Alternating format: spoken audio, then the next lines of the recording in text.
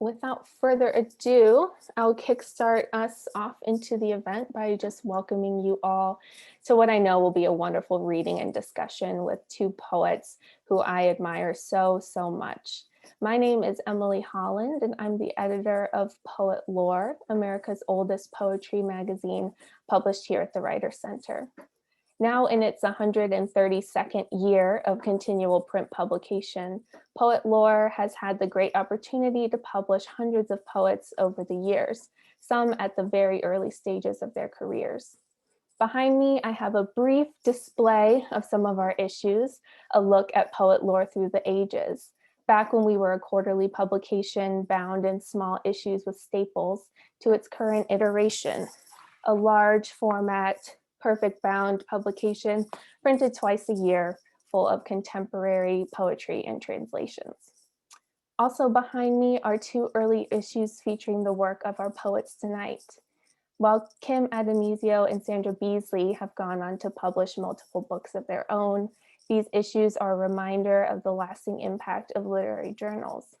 They also remind us of the never-ending forward motion of poetry, something that has inspired our recent redesign, pictured here and behind me, and also the restructuring of our masthead, with a featured guest editor coming on board with each issue to highlight a selection of work. Our first guest editor for our upcoming spring-summer edition is Tarfia Faizullah, a poet who was featured in Poet Lore's pages at the beginning of her career as well. I hope you will subscribe to receive her issue this summer. And in the spirit of this event, I'd be remiss not to mention two things. First, please purchase copies of Kim and Sandra's books through the link in the chat or through your local independent bookseller. It is Independent Bookstore Day, so this is the time to go to your indie bookstore and purchase both books. And also, if you have the means, we are always accepting donations to Poet Lore, which will help us continue publishing for years to come. We accept donations via Venmo, PayPal, and our website. And then lastly, before we get to the readings and discussion, I'll bring in Communications Director Zach Powers to announce the first of two free raffles this evening. Hello, and thank you all so much for joining us. I did want to, before I announce our raffle, I did want to mention again, this is a fundraiser. So many of you have already given to Poet Lore, but I am just going to toss in the link there to donate even more to Poet Lore. So please support us in our mission going forward. So now it's the fun part where I get to announce the first of our two raffles. The first raffle, we're going to give away one copy each to we're going to give a copy of each book away, one to each of two different winners. So to enter our raffle is a very simple process. All we want you to do is to type the word raffle into the chat window. I'm putting this in text in there as well, followed by your favorite word or phrase. So add that to the chat window, the word raffle, your favorite word or phrase. Something poetical would be lovely. For example, though, I might just type raffle defenestrate, which is one of, thank you, Amy, you're not eligible to enter, but I am glad that I am your favorite word. So please enter the raffle. This is for a chance to win one of the two books. We'll pick two winners. So like Splendid, so that the raffle entries are already coming in. So put those throughout. I will gather the names, enter them into a random name selector, and I'll come back in a little while with our winner. So Emily, thank you, and back to you. Wonderful. Yes, please enter the raffles. Again, this is one of two raffles this evening. So definitely get those entries in. And then now we'll just kind of dive into the readings, which I know is why we're all here tonight, to hear from our poets, Sandra Beasley and Kim Addonizio. And I'll just give brief bios for each of them. Sandra Beasley is the author of 3 previous poetry collections, including I Was the Jukebox, winner of the Barnard Women Prize, and 1 memoir. The recipient of a fellowship from the National Endowment for the Arts, she lives in Washington, D.C. And Kim Addonizio is the author of 8 poetry collections, 2 novels, 2 short story collections, and 2 books on writing poetry, The Poet's Companion with Dorianne Laux and Ordinary Genius. Her poetry collection, Tell Me, was a finalist for the National Book Award, and her 2016 collection, Mortal Trash, won the Paterson Poetry Prize. Addonizio's awards include fellowships from the National Endowment for the Arts and the Guggenheim Foundation, among other honors. She lives in Oakland, California. And I'll also use this moment to let you know that she will be leading a $25 pop-up class tomorrow on structure and surprise. So definitely check that out at our website. But now we'll get to the reading. So Sandra, thank you.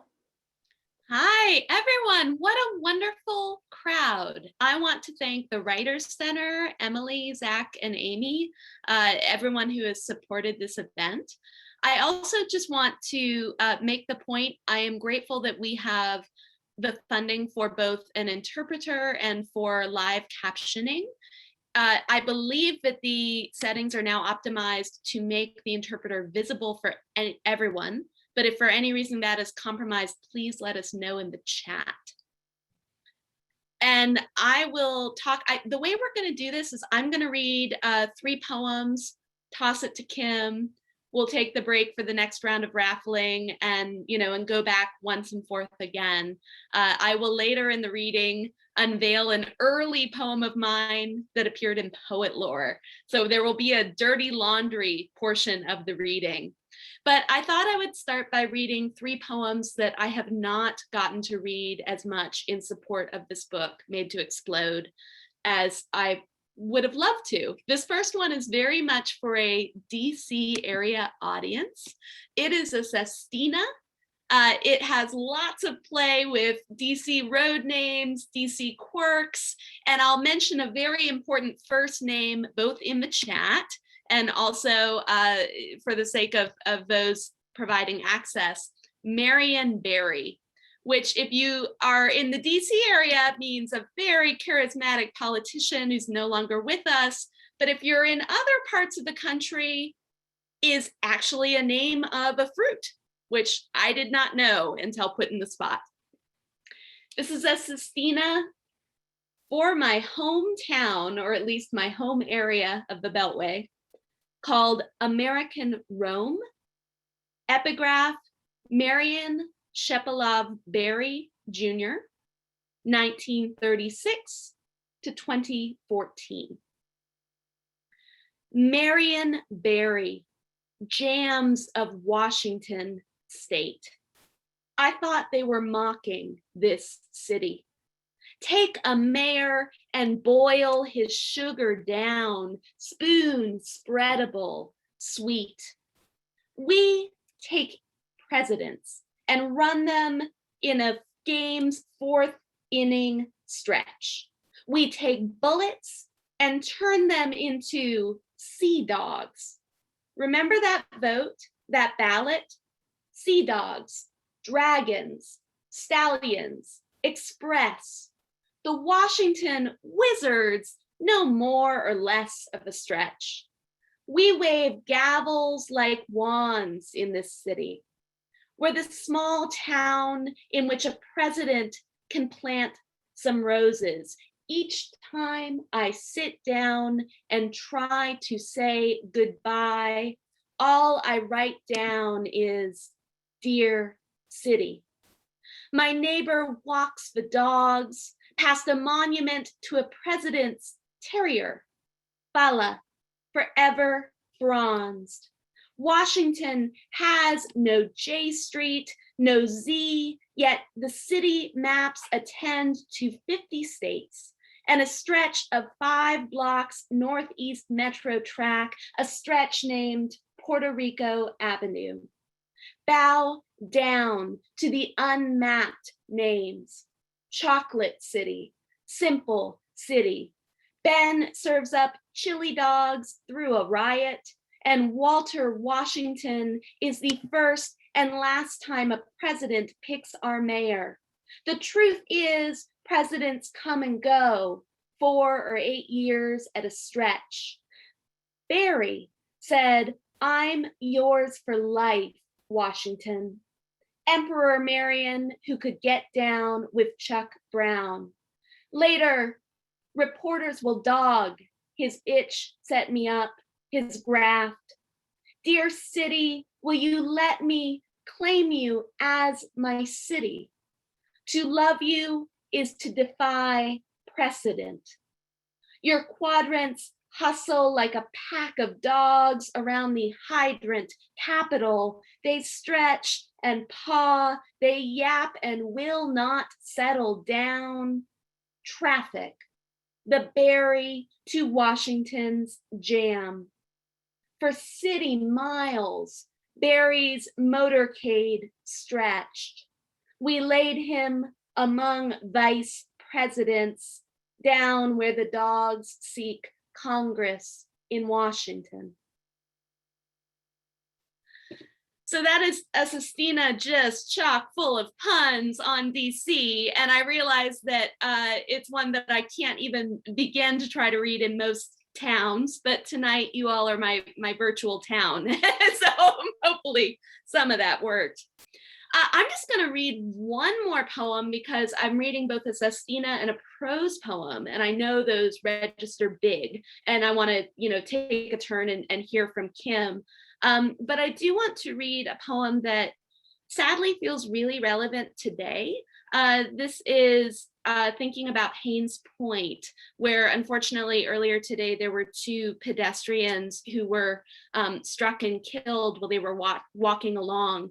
Haynes Point, if you don't know it, is kind of close to Jefferson Memorial, and it's a wonderful refuge for many in the city. It defines the Washington Channel. It's a very tough situation because the sidewalk is flooded in a long-term way, and the roads are the only access point for a number of families who have come for many years to picnic there. It's an accident. We don't know the identities of the people who were hurt yet, but I spent years and years going to Haynes Point, and in the past year, living where I do in Southwest DC, it's been a real refuge as a place to walk. And I'm gonna just once more put this in the chat, Haynes Point, and I only mention that because there's no E on it.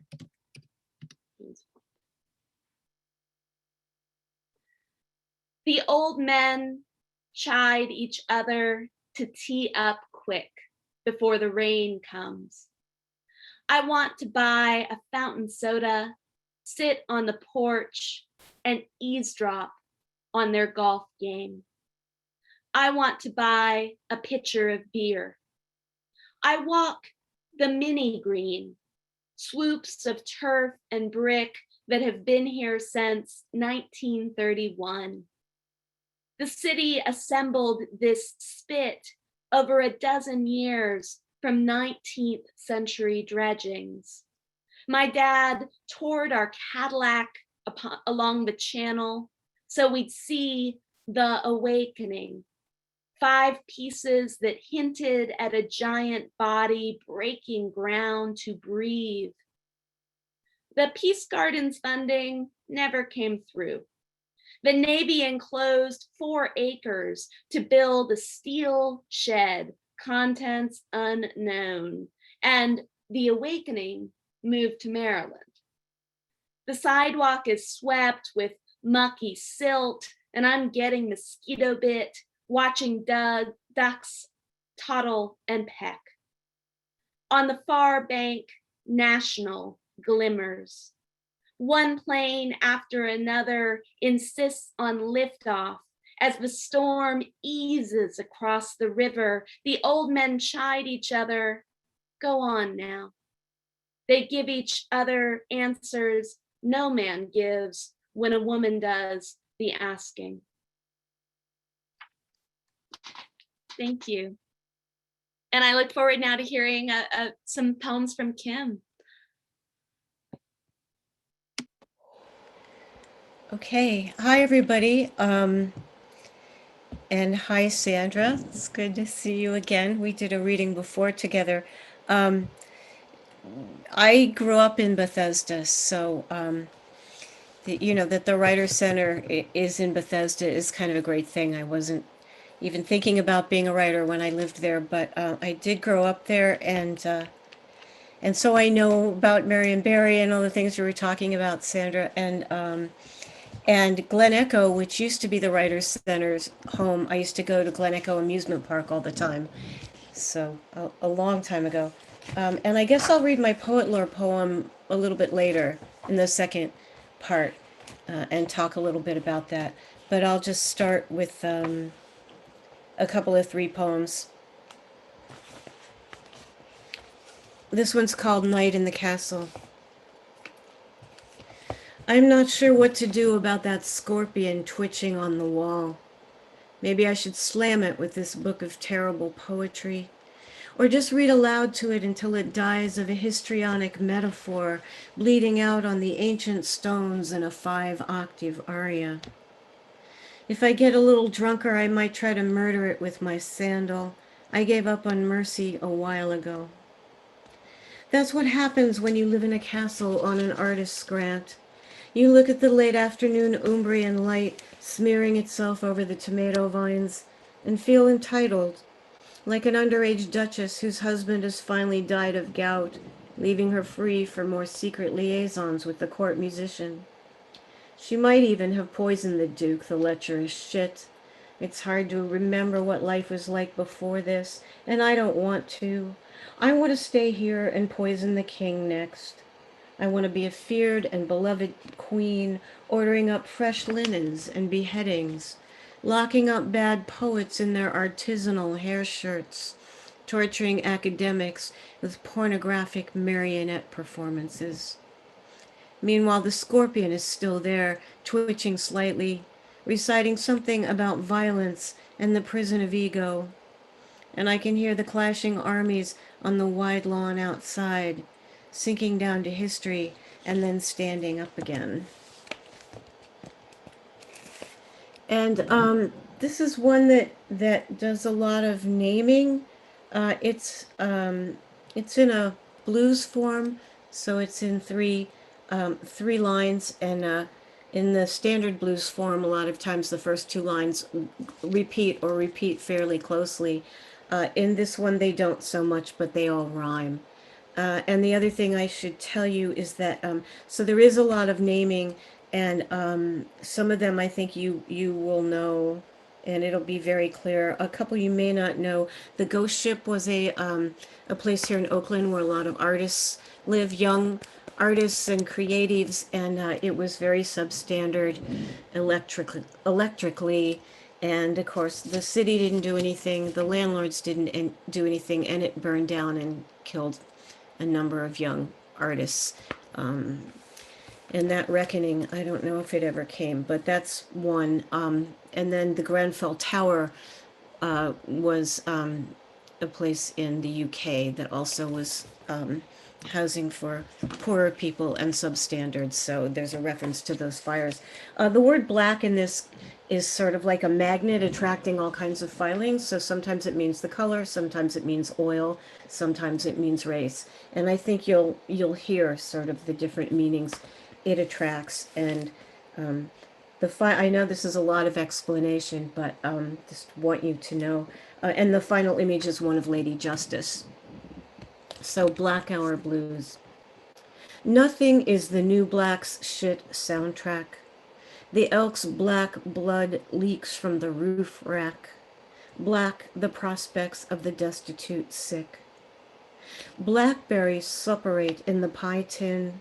Green cards burnt black in the gaslit oven. Black mold loitering in the privacy of prison. Black Deepwater Horizon, pelican and dolphin. Through standing rock a black worm crawls. Black Baltimore, Mali, Iraq, Sudan, Cambodia, Sinai, Selma, The darkling beetle raises its black back and runs through the black ghost ship and Grenfell Tower ruins. Black Syria, Somalia, Ferguson, Attica, Gaza, Yemen, Black heart weighed against an ostrich plume. Blindfolded goddess, long sword drawn. Nowhere in the come down, come down. And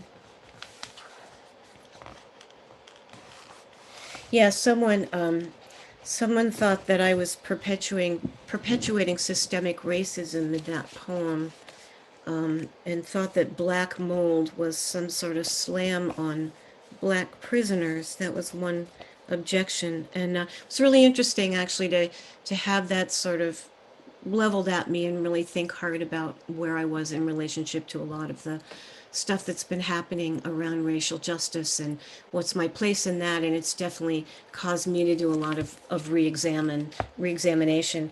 And but I think in that case she was wrong.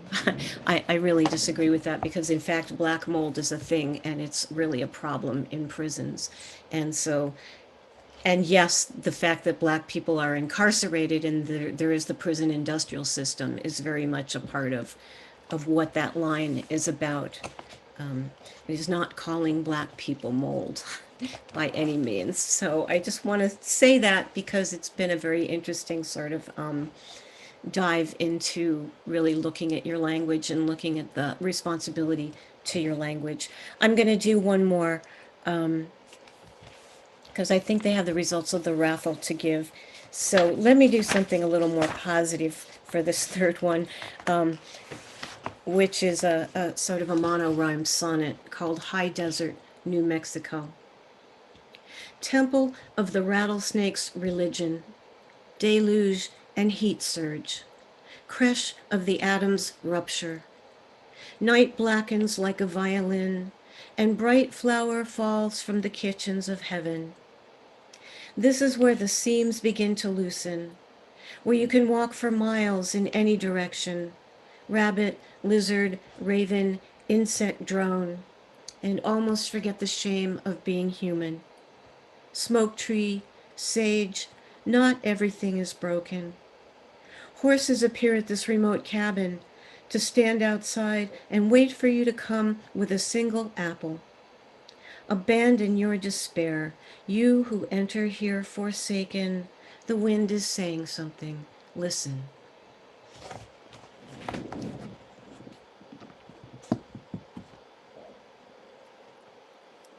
Thank you so much for those poems. I remember going to maybe your first event together, and it's nice to hear some different poems now. Without further ado, I know everyone's excited to find out who won a copy of these wonderful, wonderful collections. So Zach, if you would like to share those winners with the crowd. Absolutely. I am pleased to announce the winners of raffle round number 1. This is for one copy of Sandra's book to our first winner and a copy of Kim's book to our second winner. Our first winner for Sandra's book is Janet Harrison, and the winner of Kim's book is Michelle Bidding. Oh, I'm posting those names again in the chat.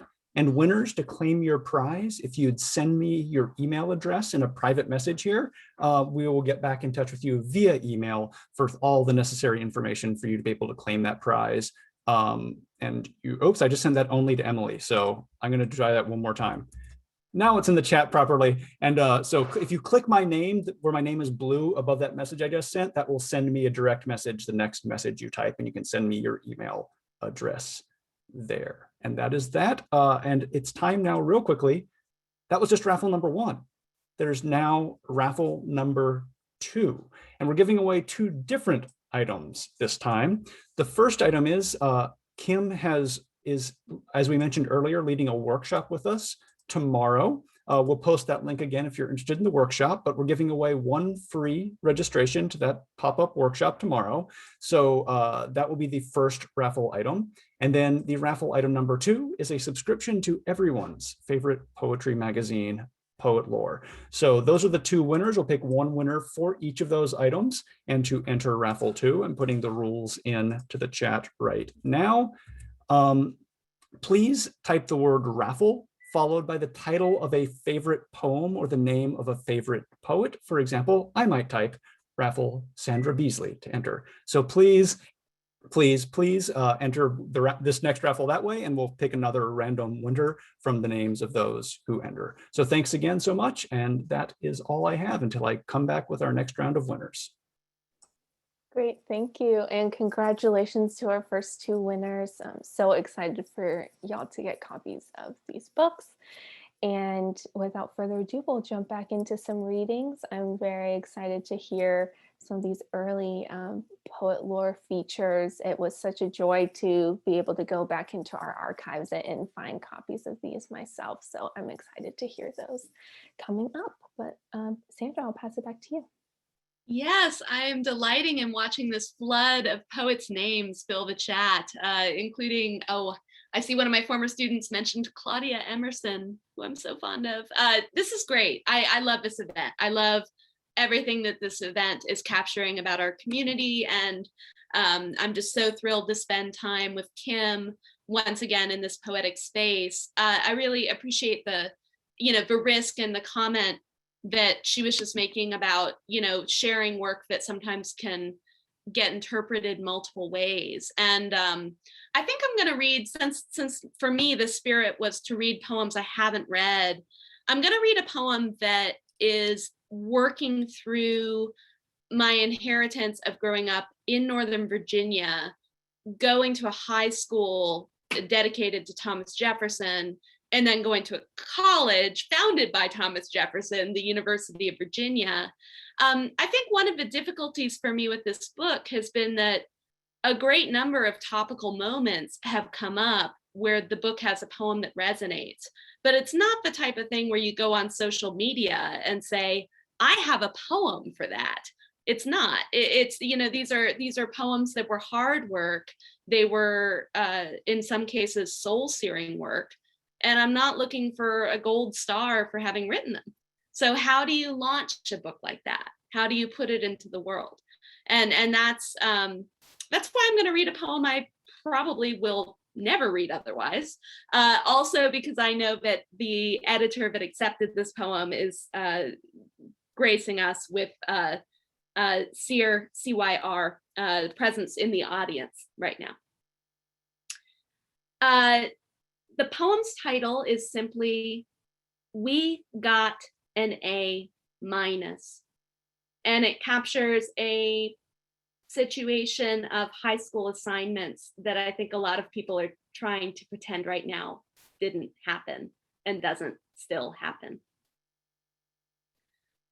We, your friends, we the Virginians, we the Northern Virginians, we the 11th grade, we the choir parties, we the Madonna sing-alongs, we the third period US history, we the antebellum economics, we the Sunday, the Doritos and Jolt, we the directors, we the script, we the farmers, we the farmers' wives. You, we decide, should play the cotton picker. You who vogues best of any of us. You stand in the closet with a Tylenol bottle, teasing puffs of light from its open mouth. We, your friends, we the Northern Virginians, we the Virginians, we the video camera waiting, we who swear this will be hilarious. The door opens, the skit begins.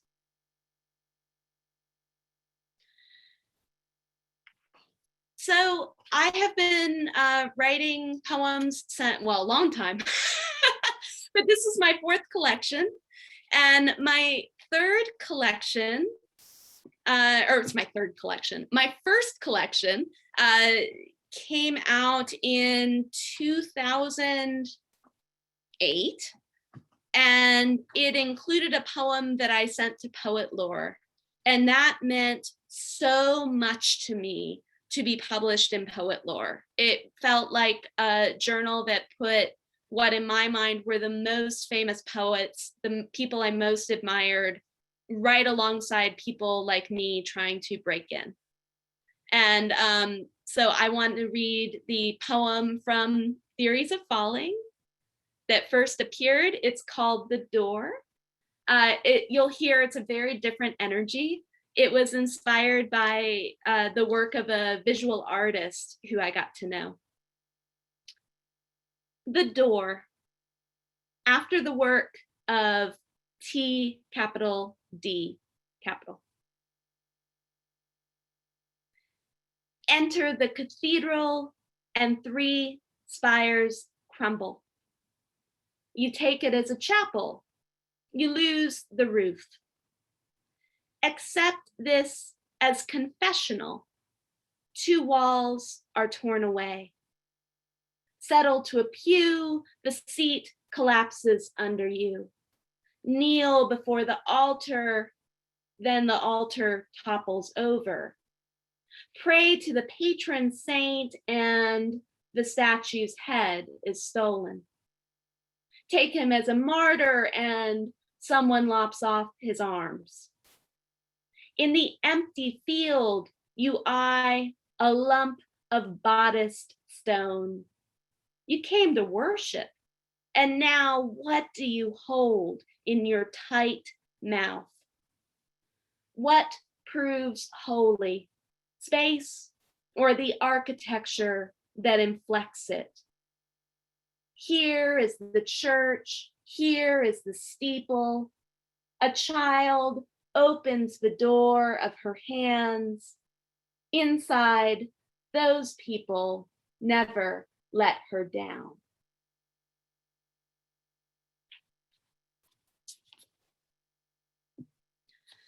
And I'm realizing as I say that, that's also based in part on a quote. I remember hearing Liyun Lee, a poet, great poet, years ago, talk about the cathedral of thought and the ray of light that lifts up through the cathedral that is ultimately the form of worship. So it's funny, I think one thing about reading old poems is you see so many ghosts of how you were shaped, who you knew back then, what your territory, your space was. It's a beautiful thing. It's hard sometimes. And I'm gonna read one more poem that I think that one thing that really brought home for me time passing was that the value of this poem changed so much for me in the time of writing this book. This is a cat poem, because some of my students have seen me bring my cat into many a reading. It's a poem that the weight of which has changed during this pandemic time, and it's also changed because my cat is gone, but I have another wonderful cat. Yeah, it's inspired by being asked to read or to write a poem about something that made me happy, and this strange, peculiar cat made me happy. Lazarus. The cat flops and swims along the carpet, ecstatic in her clawing because I am alive, despite the 3 days absence that she took as my death. She could vomit in sheer joy, and later she will, but for now it's headbutts and pantomime of mewing with her jaw that ached and ran dry of sound after my first night gone.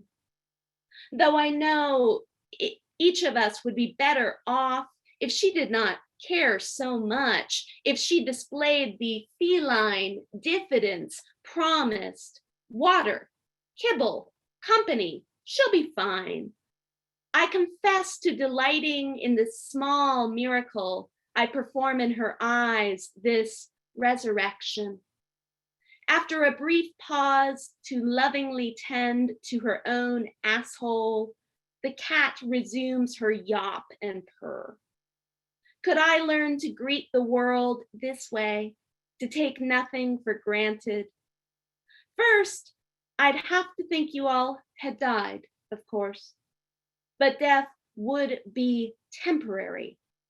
Truth is, I've tried odder routes to ecstasy.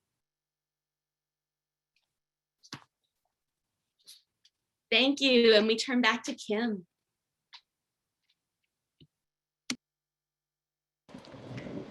Really nice, Sandra. Yeah, this is great. Yeah, I echo all the thanks, everything Sandra said. Poet lore to me was really important. My poem that somebody dug out of the archives for me, and I really appreciate you finding it, is from 1985. And I don't even want to do that math.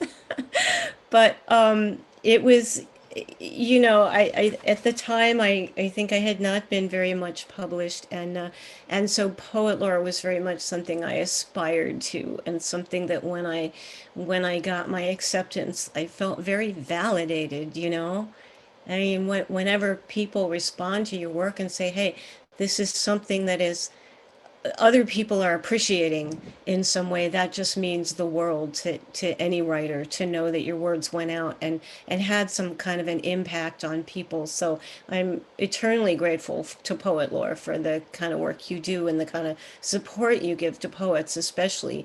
I mean, it's great when you can have different journals say, "Hey, we'd love to publish something from you. Why don't you send us some work?" But it's a really greater thrill when you just send something in and you have no idea, and somebody says, "Yes, yes, we like what you're doing. We hear it and we appreciate it." And I think that appreciation is so important and needed for all of us, to keep going, because it's hard to keep going sometimes, as I'm sure many of you who are writers know. So I'm going to read this poem first that came out in 1985. I did do the math, 35 years ago. My God. And I will read it. And the first line, the title is also, elides into the poem. And it is something that actually takes place in Bethesda. After his funeral, my father gets up from the snow, walks down an unpaved road towards home. It's cold in his blue suit. The rosary is heavy, drags at his hands. He can smell eggs frying, and the toaster is stuck. My brother pokes a butter knife into a hard crust, lifts it free. On the portable television, the weatherman says hail. My mother stands at the refrigerator in her nightgown.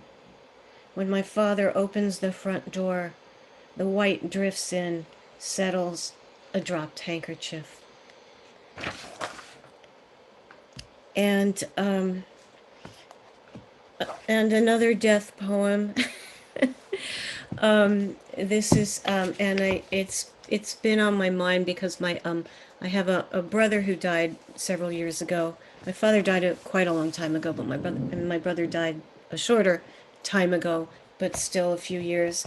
And yesterday was his birthday as well as Shakespeare's. And every year on his birthday, I play a Satie song on my flute, the Gymnopedia #1, because it's this beautiful haunting song, and it's what I played right after I learned of his death. And so I play it every year on his birthday to sort of honor him. And so he's talked about in this poem, which is another mono-rhyme sonnet, The Miraculous. The band starts the song over, the rhythm's still wrong, sounds that will never alchemize to music. My brother's new liver is failing.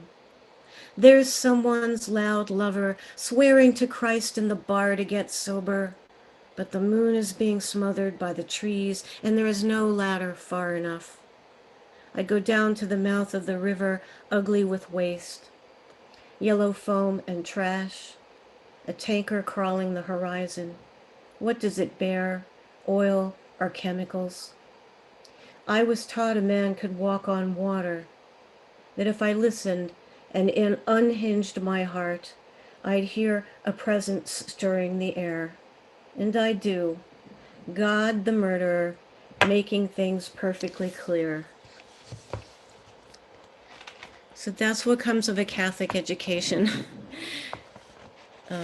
which I got at St. Bartholomew's in Bethesda, Maryland. So I'm going to change gears a little bit and do two more poems. This is, I think like most poets, I have a love affair with John Keats, or a crush on John Keats. And how can we not, those of us who love poetry? And maybe you, like me, had just a spiritual experience on reading a Keats poem. I remember when I read Ode to a Nightingale, the hairs on my arms stood up. I didn't understand it all. I didn't understand much of it at the time, but I fell in love right then and there. So I finally wrote this poem called I Can't Stop Loving You, John Keats.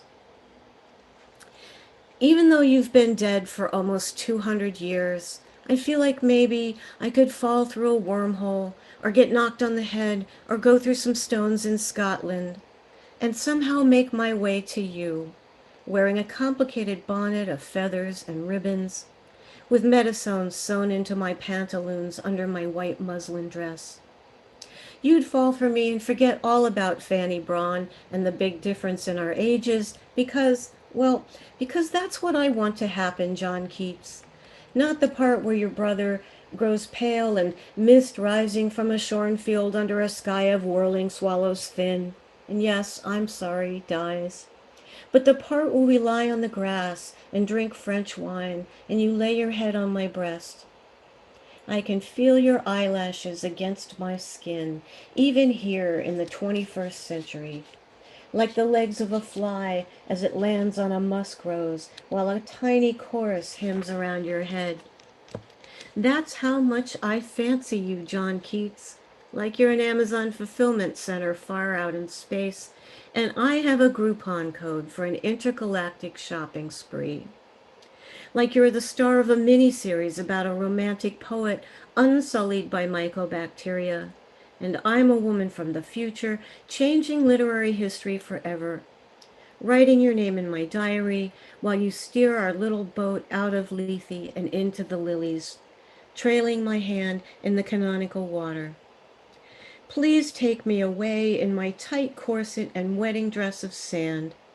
I don't want to stay in this world, watching truth bound and gagged on the railroad tracks, feeling like a fish trapped in a European pedicure spa while the tiny whining violins of privilege play, and beauty slowly backs away.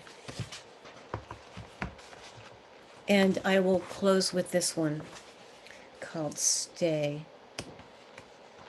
We like to say that this poem is for anyone who has gotten within a mile of thinking of ending their lives. I have a friend that I'd like to read this over and over to right now. Stay. So your device has a low battery and seems to drain faster each day. Maybe you should double your medication. You might feel queasy, but also as if the spatula flattening you to the fry pan has lifted a little. So your breath comes out scorched. So what? Inside, trust me on this, there's a ribbon of beach by a lake. In the sand, fragments of a fossilized creature resembling a tulip. Back in the Paleozoic, online wasn't invented yet, so everyone had to wander alone and miserable through the volcanic wastes, or just glue themselves to a rock, hoping someone would pass by. Now you can sob to an image of your friend a continent away and be consoled. Please wait for the transmissions, however faint. Listen.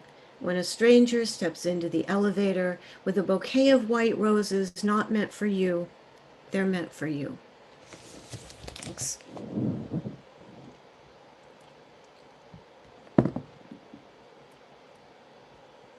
Wow, thank you. Thank you so much, Sandra and Kim, for those readings. I feel like I just want to sit back and let the poetry soak in. Just incredible to hear those early poems, but also the poems from your collections that I've been spending so much time with now. Before we get to the discussion portion, I would like to let the audience know if you have questions, please put them into the chat. I do have some questions prepared, but I don't want to monopolize the discussion with my own personal questions there. So if you have any questions for our poets tonight, we'll try to get to them in the chat. And we need the results of our second raffle. So Zach, if you would do the honors. I will. First, again, please consider donating to Poet Lore to help us continue publishing poetry. I accidentally already posted those links. They were supposed to linger until this moment, but I'll add them again, don't worry, at the end of before the end of the event. But now for the actual important part, the winners of our second set of raffles. The winner of admission to Kim's workshop is Majda Gama. And the winner of the Poet Lore subscription is Ian Galoob. So I'm going to put those names in the chat, and with the instructions again for how to claim your prize, just simply click my name, the blue name above that message, and send me your email address, and I will get in touch with you about how you can claim that prize. So thank you again so much for everyone who entered. That is me, Emily. Back to you. Wonderful. All right, I'm giving some time in the chat for questions to populate for our readers. And again, congratulations to our raffle winners tonight, and thank you for everyone for putting your cheers and poem comments into the chat throughout the readings.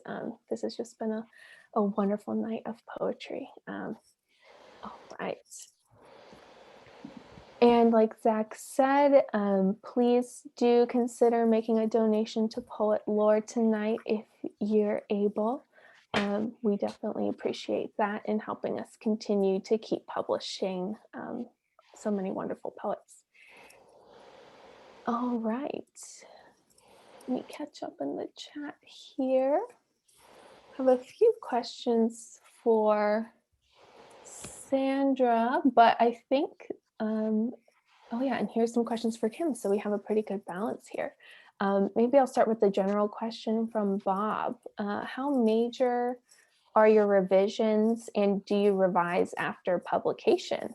And thinking of some early poems being published and then later turning up in books. I think that's an interesting question for sure.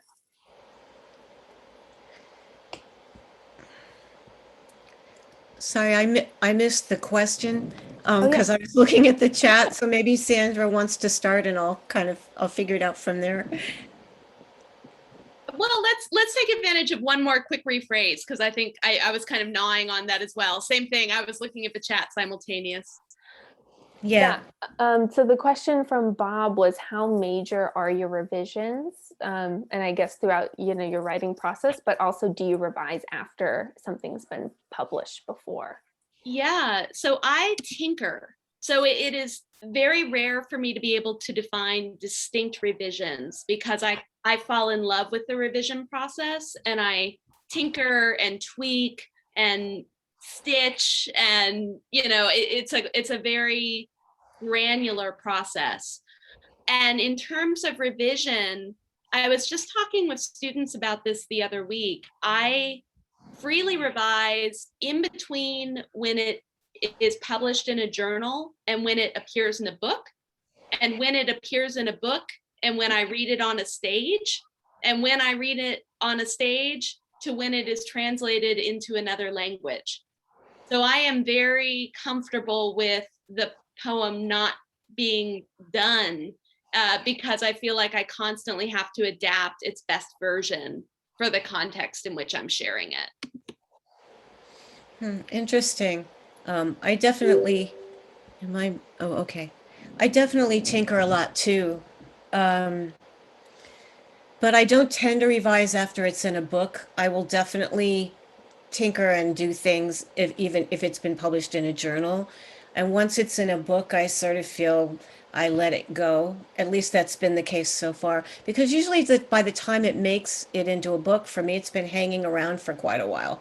So it's been hanging around, not being looked at for a while I continue to sort of wait and spend that period of a waiting time where I'll wait maybe a couple months or more before I really take a look at something, that after I've sort of wrestled it into some kind of an early draft, I'll just ignore it as long as possible, so that when I come back to it, I can see it freshly, and then I'll be making more changes, and then maybe I'll send it out, and if it comes back too many times, I'll think it's not you, it's me. And so I'll think, well, maybe I need to work on it some more. There's something not working here. And then even after it's in a journal, by the time it goes to a book, there's been more time. And then you're reading things over and you're proofreading things, and you suddenly realize, actually, there is something I would change in this last book. I now realize, as I've just told you, that I never do this. It's kind of too late though. But I realized as I started reading these poems that the word shit appears uncomfortably often. And I didn't realize it until I happened to choose these 3 poems to read to begin a reading, and that was in each one of them. And my first thought was, oh shit. I wish I had realized that, because I would change some of that. It was overkill in a collection, have it there so many times. So I guess I do continue to kind of rethink things, but not to a great extent. But the initial stage is really a lot of trial and error and a lot of changes. And I don't think I don't think of it so much as successive drafts, but just as writing the poem. So I'm writing the poem and I start with some mess or some iteration that is nowhere near where it's going to end up. Or I have a couple of good lines. And once I have a couple of lines I feel are pretty solid, it usually helps me get pretty far along in the poem. And when I get stuck again, I know I'm getting to the end. And so yeah, that's kind of my process, but it's different for everyone, right? Yeah, no, I think it's great to hear that there's a movement with the poems. They can have different lives in different places, and they're never really stuck or stagnant. And I think we have maybe 2 follow-up questions in the chat that I'll try to combine, that kind of follow up on this idea of revision. And one of them is from Tara. How do you resurface a dead poem? One that you've maybe put away and thought that you've given up on. And then Claudia is also wondering how much of that writing and tinkering process is auditory. And I know that both of you do some sound work and rhyming work, even internal sound play with your poems as well. Yeah. I would love to answer that question about resurfacing material, because I frequently move research-based material back and forth between essay and poetry. And that is true for the prose poem series that I saw some folks mention in the chat, which is the monuments. What you all heard was Haynes Point, but there's a more focused set that is in response to monuments and memorials around DC. And I didn't know where that material was going to live, if I wanted it to live in nonfiction or if I wanted it to live in poetry. And in a weird way, it was a rescue for me from what had died on the page as prose to bring it back as poetry. And yet also, and I only mention this because, again, we're fortunate enough to have editors in the audience. There's an anthology called This Is What America Looks Like that has a poem that I cut from this book. So the only place you can get it is in that anthology. And maybe Caroline or Jonah will link to it in the chat. And I say this because even though it's labeled a prose poem in that anthology, I really ultimately decided it was in some ways flash nonfiction, and my uneasiness with figuring out what genre it was is part of why it's not in Made to Explode. So for me, dealing with restlessness, dealing with an issue of I haven't solved the problem in text yet, often moves me to the question of, am I really confident in what genre I'm trying to work with it in? I think that's fascinating, Sandra, because I don't do anything that radical as changing genres.